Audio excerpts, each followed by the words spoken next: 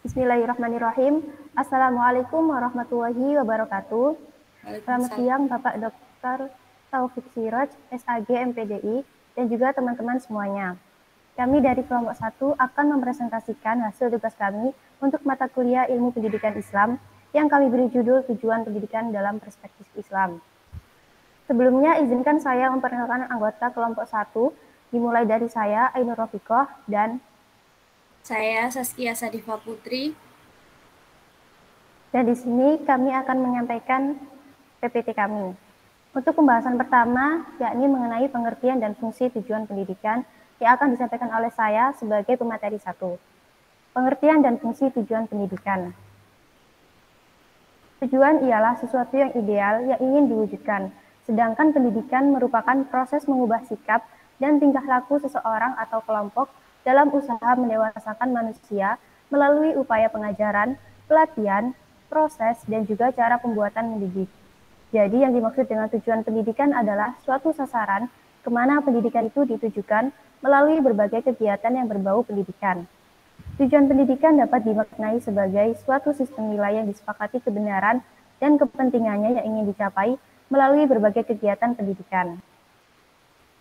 Fungsi tujuan pendidikan diantaranya adalah yang pertama mengarahkan dan memberi pedoman ke arah pendidikan yang baik. Yang kedua, yakni untuk memelihara, memperluas, dan menghubungkan tingkat peradaban, nilai-nilai budaya dan sosial, juga pandangan baru masyarakat. Untuk mengadakan perubahan inovasi dan perkembangan melalui wawasan dan kemampuan yang baru ditemukan. Pembahasan kedua, yakni tentang tujuan hidup manusia dalam perspektif Islam. Tujuan hidup manusia di dunia ini tidak lain adalah untuk menyembah Sang Penciptanya dengan melaksanakan perintahnya dan menjauhi segala larangannya. Dalam hal ini, Allah sudah menjelaskan melalui firman-Nya yang terdapat dalam Quran Surat Az-Zariyat ayat 56 yang berbunyi, "Wa ma khalaqtul jinna wal insa illa liya'budun", yang artinya, dan aku tidak menciptakan jin dan manusia, melainkan agar mereka beribadah kepadaku. Pemberian nikmat dan juga karunia Allah kepada manusia sangatlah banyak. Jika terhitung pun, manusia tidak akan bisa menentukan jumlahnya. Oleh karena itu, maka sepatutnya manusia bisa bersyukur dan mewujudkan rasa syukur itu dengan tekun beribadah, serta mengharapkan ridho dari Allah atas segala pemberian nikmat dan karunia ini. Selain itu, Allah menciptakan manusia dengan tujuan mengemban tugas sebagai seorang khalifah Allah di muka bumi ini. Dan agar dapat merealisasikan kepentingannya sebagai khalifah di muka bumi ini, maka manusia dituntut harus mampu memahami berbagai aturan Allah yang telah digariskan dalam ajaran Islam. Manusia harus memanfaatkan segala potensi yang dimiliki, serta berbagai fasilitas dalam kehidupan dengan sebaik-baiknya, sehingga nantinya kebahagiaan di dunia dan keselamatan hidup di akhirat dapat tercapai.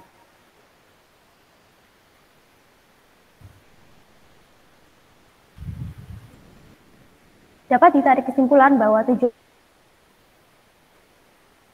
ialah mencari dan mengharapkan ridho dari Allah Subhanahu wa taala, atau bisa disebut dengan istilah mencari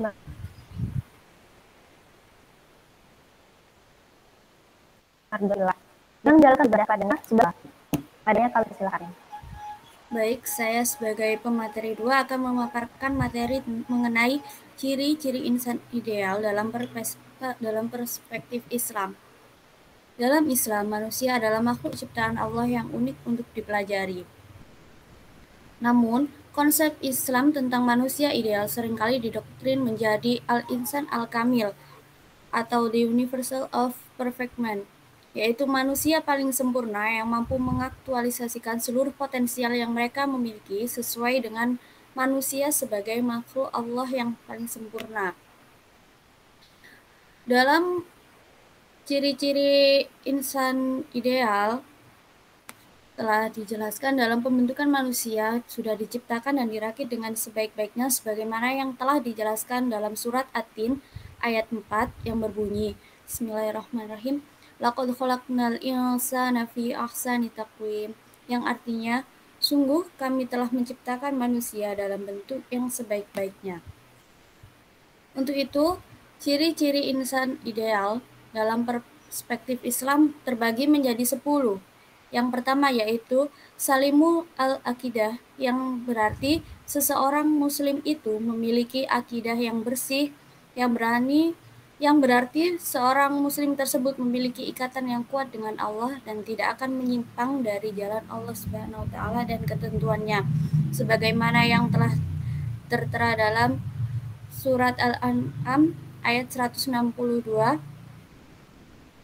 yang berbunyi, Kul inna sholati wa nusuki wa mahyaya wa mamati lillahi rabbil alamin, yang artinya, katakanlah Muhammad, sesungguhnya sholatku, ibadahku, hidupku, matiku hanyalah untuk Allah, Tuhan seluruh alam. Dan yang kedua ada Sohihu al-ibadah, yang berarti beribadah dengan benar sesuai dengan ajaran Rasulullah dan tidak berunsur memberi tambahan atau mengurangi apapun ajaran yang telah diberikan, sebagaimana yang telah diriwayatkan dalam hadis riwayat Bukhari yang mempunyai arti yakni, dan sholatlah kalian sebagaimana kalian melihat aku sholat. Dan yang ketiga ada matinu al-khuluq, yang berarti berakhlak mulia, baik dari sikap maupun perilakunya dalam praksis kehidupan sehari-hari, sebagaimana yang telah dijelaskan dalam Al-Quran surat Al-Qalam ayat 4, yang mempunyai arti, dan sesungguhnya engkau benar-benar berbudi pekerti yang luhur. Yang keempat ada qawiyu al-jismi, yang berarti seseorang tersebut memiliki kekuatan jasmani, memiliki daya tahan dan fisik yang kuat sehingga mampu beribadah dengan optimal. Di sini, kekuatan fisik yang dimaksud adalah bukan kekuatan untuk melakukan atau memamerkan apapun itu, melainkan untuk beribadah. Sebagaimana yang telah dijelaskan dalam hadis riwayah Muslim yang berbunyi, mukmin yang kuat lebih baik dan lebih dicintai Allah daripada mukmin yang lemah. Dan yang kelima ada musaqaf al-fikri, yang berarti seseorang mau menggunakan akalnya untuk berpikir, sebagaimana seperti salah satu sifat Rasulullah, yaitu fatona atau cerdas. Di sini manusia diwajibkan untuk menggunakan akal pikirnya, sebagaimana dia mampu berpikir untuk apapun yang akan dilakukannya, baik dalam hal berpikir untuk membedakan mana yang baik dan mana yang buruk. Sebagaimana yang telah dijelaskan dalam surat Az-Zumar ayat 9, yang mempunyai arti yang berbunyi, apakah kamu orang musyrik yang lebih beruntung, ataukah orang yang beribadah pada waktu malam dengan sujud dan berdiri karena takut kepada azab akhirat dan mengharapkan rahmat Tuhannya? Katakanlah, apakah sama orang-orang yang mengetahui dengan orang-orang yang tidak mengetahui? Sebenarnya hanya orang yang berakal sehat yang dapat menerima pelajaran. Dan yang keenam adalah mujahadah li al-nafsihi, yang berarti seseorang itu mampu berjuang melawan hawa nafsunya untuk bergerak ke arah yang lebih baik, di mana manusia di sini berkewajiban untuk memerangi hawa nafsunya untuk berjalan ke arah yang lebih baik, sebagaimana yang telah diriwayatkan dalam hadis Hasan Sahih yang berbunyi dari Abu Muhammad Abdullah bin Amr al-As radhiyallahu anhu, dia berkata, Rasulullah Shallallahu alaihi wasallam bersabda, tidaklah sempurna keimanan seseorang di antara kalian hingga hawa nafsunya mau mengikuti apa yang aku bawa. Kemudian yang ketujuh ada harisun ala waktihi, yang berarti pandai menjaga waktunya.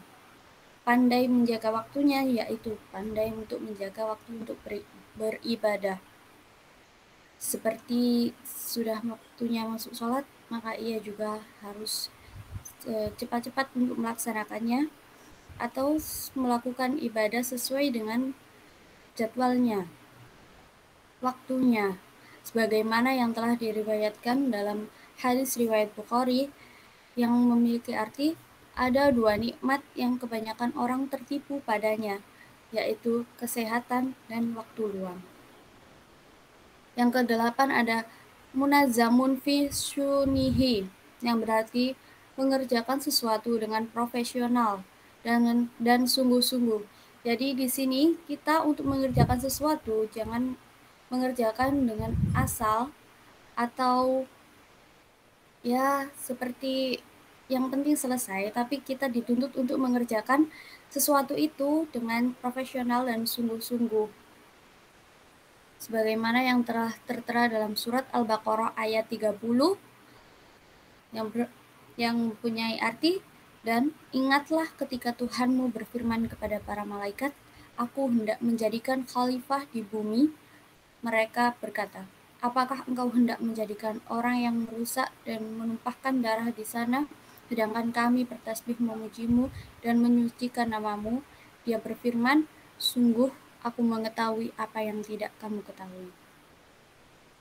Dan yang kesembilan ada qadirun ala al-kasbi, yang berarti memiliki kemampuan untuk berusaha mempertahankan dan menegakkan kebenaran. Sebagaimana dalam firman Allah dalam Al-Quran surat As-Saff ayat 4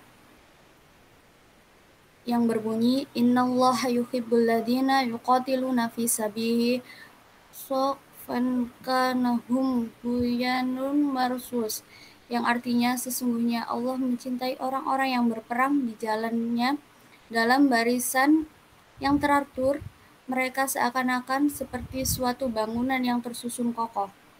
Dan yang terakhir ada nafi'un li ghairihi, yang berarti menjadi sosok yang bermanfaat untuk seluruh umat. Di sini berarti kehadirannya selalu dimanapun tempatnya dan bersama siapapun, maka orang itu akan merasakan betapa bermanfaatnya orang tersebut. Sebagaimana yang telah dijelaskan dalam hadis riwayat Ahmad At-Tabarani, yaitu sebaik-baik manusia adalah yang paling bermanfaat untuk manusia lainnya. Kemudian selanjutnya, rumusan tujuan akhir pendidikan menurut Islam. Dalam Islam, tujuan akhir pendidikan adalah terciptanya insan kamil, yaitu insan yang mempunyai aura Qur'ani, memiliki dimensi religius, budaya, dan juga ilmiah. Tujuan pendidikan Islam secara teori dapat dibedakan menjadi dua, yaitu tujuan keagamaan dan yang kedua adalah tujuan duniawi. Yang pertama, tujuan keagamaan. Dalam hal ini, tujuan Islam adalah untuk mencapai capaian seseorang agar menjadi insan yang tidak hanya bisa berpikir tetapi juga beramal untuk hidupnya di akhirat dan mengamalkan wahyu Allah. Sebagaimana telah dijelaskan pada Al-Quran surat Al-A'la ayat 14 sampai 17 yang berbunyi, Bismillahirrahmanirrahim. Qad aflaha man tazakka wa dzakara isma rabbih fasalla bal tu'sirunal hayatad dunya wal akhiratu khairu wa abqa, yang artinya sungguh beruntung orang yang menyucikan diri dengan beriman dan mengingat nama Tuhannya lalu dia sholat, sedangkan kamu orang-orang kafir memilih kehidupan dunia padahal kehidupan akhirat itu lebih baik dan lebih kekal. Adapun tujuan keduniaan yaitu tentang cita-cita manusia yang bersifat duniawi, yaitu cita-cita manusia untuk menggapai kesuksesan di dunia dan agar kehidupannya menjadi lebih baik. Rumusan tujuan akhir pendidikan dalam Islam, indikator tercapainya tujuan pendidikan Islam dapat dibagi menjadi 3, yaitu tujuan tercapainya anak didik yang cerdas, artinya mereka mempunyai taraf kecerdasan intelektual, jadi mereka mempunyai daya pikir dan daya saing sebagaimana layaknya pendidikan umum biasa, maksudnya dalam hal keduniawian. Yang kedua, terciptanya anak didik yang memiliki kesabaran, artinya mereka mampu menunjukkan sikap kedewasaannya dalam menghadapi suatu masalah dengan kepala dingin dan tidak mudah untuk mengambil keputusan ketika mereka sedang berkepala panas. Dan yang ketiga adalah tercapainya anak didik yang memiliki kesolehan, artinya menjalankan perintah Allah dan menjauhi larangannya. Dari tujuan-tujuan tersebut, maka dapat dirumuskan tujuan akhir pendidikan Islam, yaitu menjadi 1. terbentuknya insan akademik yang beriman serta bertakwa kepada Allah Subhanahu wa taala. 2. Terbentuknya insan yang berakhlakul karimah. 3. Terwujudnya muslim yang berkepribadian soleh. 4. Terwujudnya insan yang cerdas dalam mengaji dan menelaah ilmu pengetahuan. Dan yang kelima adalah terwujudnya insan yang bermanfaat bagi orang lain. Selanjutnya saya kembalikan ke moderator. Baik, terima kasih.